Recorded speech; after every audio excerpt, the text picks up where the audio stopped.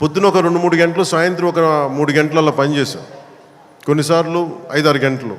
అంటే నిజంగా ప్లాన్ చేస్తే నాకు సినిమాలు చేయొచ్చు అనే భరోసా ఇచ్చింది ఉస్తాద్ భగత్ సింగ్. తన హరీష్ అంత బాగా ప్లాన్ చేశాడు. అంటే ఒక దర్శకుడు చాలా బాగా చెయ్యాలి అంటే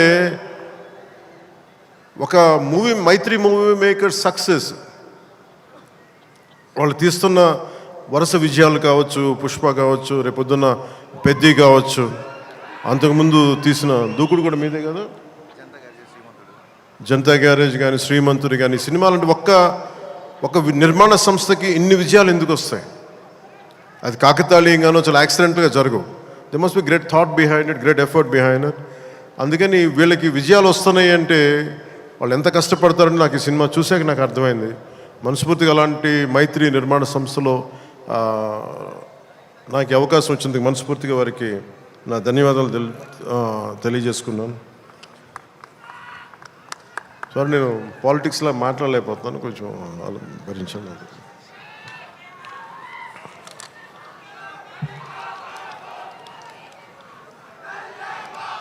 ఈ సినిమా లిరిక్స్ అందించిన చంద్రబోస్ గారికి, భాస్కర్ భట్ల గారికి, కాసర్ల శ్యామ్ గారికి మనస్ఫూర్తిగా నా ధన్యవాదాలు తెలియజేసుకున్నాను.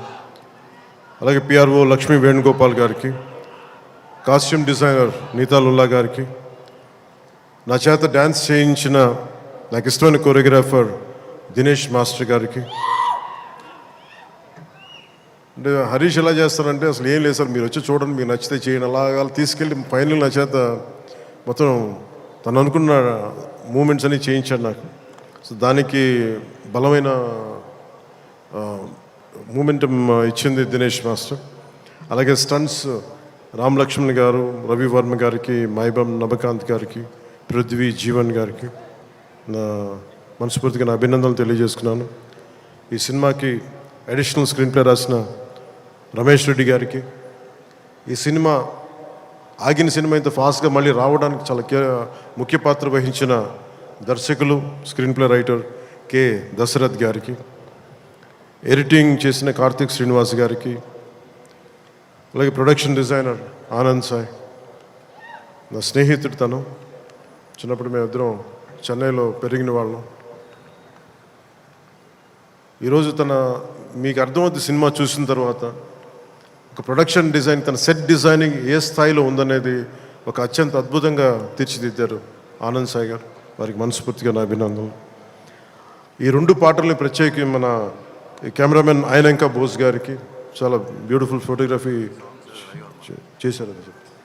అలాగే ఈ 2 పాటల్ని, ఇప్పుడు కనిపించే 2 పాటల్ని రవి వర్మన్ గారు చేశారు. వారికి కూడా వారి అద్భుతమైన ఫోటోగ్రఫీ, వారికి కూడా నా అభినందనలు తెలియజేస్తాను. దేవిశ్రీ లేకుండా, దేవిప్రసాద్ లేకుండా సినిమాకి ఈ స్థాయి ఊపొచ్చుండేది కాదు.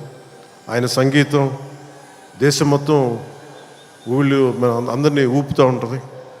అలాగే దేవిప్రసాద్ గారి మొదటి ప్రైవేట్ ఆల్బమ్, ఫస్ట్ ఆయన సినిమాలోకి రాకముందు వీడియో ఆల్బమ్, మ్యూజిక్ ఆల్బమ్ని నేనే రిలీజ్ చేశాను. అప్పుడు నా మొదటి 2-3 సినిమాల మధ్యలో ఆయన అసోసియేషన్ లాగా కంటిన్యూ అవటం మనస్ఫూర్తిగా వారికి నా అభినందనలు తెలియజేస్తున్నాను.